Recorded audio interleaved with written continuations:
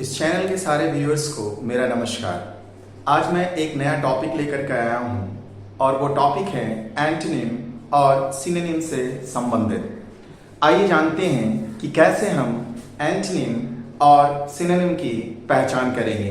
दिए हुए क्वेश्चन से कैसे उसकी पहचान की जा सकती है। सबसे पहले आपको ये देखना है कि जो दिया हुआ शब्द है वो किस पार्ट ऑफ स्पीच से बिलोंग करता है। अगर वह एडजेक्टिव से बिलोंग करता है, जैसे कि यहां पर है, तो आपको एक एडजेक्टिव ढूंढना है। दिए हुए ऑप्शंस में से आपको एडजेक्टिव ढूंढना है। यहां पर जितने भी दिए गए हैं वो सारे के सारे एडजेक्टिव्स हैं। फिर आप क्या करेंगे, पहले आप इसकी मीनिंग को निर्धारित कर लें, कॉन्टेक्स्ट को तय कर लें।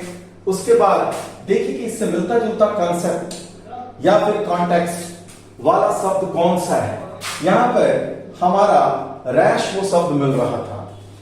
आखिर हमने ये जजमेंट कैसे लिया कि वो शब्द रैश ही होगा। इम्पेचुअस, इसका मतलब है कि जल्दबाजी में किया गया, means without giving too much thought to the action. और यहां देखिए विदाउट थिंकिंग केयरफुली, यानी बिना सोचे समझे आवेश में आकर के, और परिणाम की बिल्कुल चिंता ना किए, means without worrying much about the consequences. देखिए कुछ ऐसा ही है, डूइंग समथिंग विदाउट थिंकिंग, यानी परिणाम की कोई चिंता ना होना। और देखिए यहां पर भी रिजल्ट्स वाली बात है। ऐसा भी हो सकता है कि दिए हुए शब्द के जैसा मीनिंग वाले 2-3 शब्द और भी दे दिए जाएं।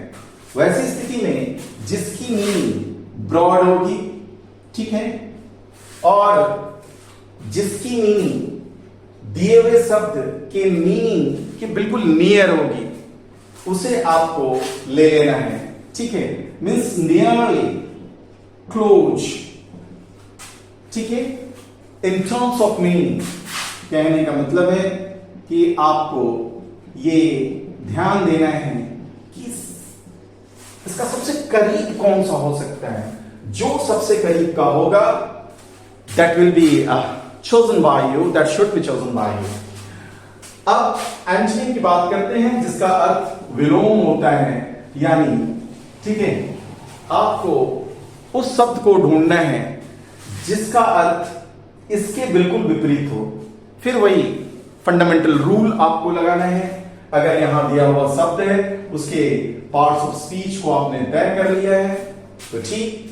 यहां पर OUS है, यानी एडजेक्टिव है। अब आपको एडजेक्टिव भी ढूंढना है, और यहां पर वो एडजेक्टिव आपको VCS के रूप में मिला है। आखिर हमने कैसे तय कर लिया। सबसे पहले आपको दिया हुआ शब्द है, उसकी मीनिंग को रिमाइंड करना है। Remind yourself of the meaning of the given word.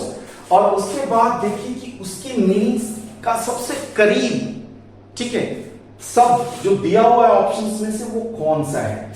यहां पर वर्चुअस का अर्थ है शोइंग हाई मोरल स्टैंडर्ड्स, ठीक है। क्यों? क्योंकि वो क्रिटिसाइज नहीं करता, यानी निंदा नहीं करता। विशियस, देखिए शोइंग लो मोरल स्टैंडर्ड्स, लो मोरल स्टैंडर्ड्स। आपको ऐसे से शब्द मिल रहे हैं, आप देख लो, हाई लो, ठीक है, हो गया। Negative, highly critical. Highly critical यानी हर परिस्थिति का वो लाभ उठाता है जिस परिस्थिति में वह उसकी निंदा करे। अब देखिए, avoids criticising, highly critical. This two ideas seem to be in total conflict with each other. तो इस प्रकार से हम लोग एंटोनिम और सिनोनिम के बीच के फर्क को समझते हैं और तय करते हैं। जय हिंद।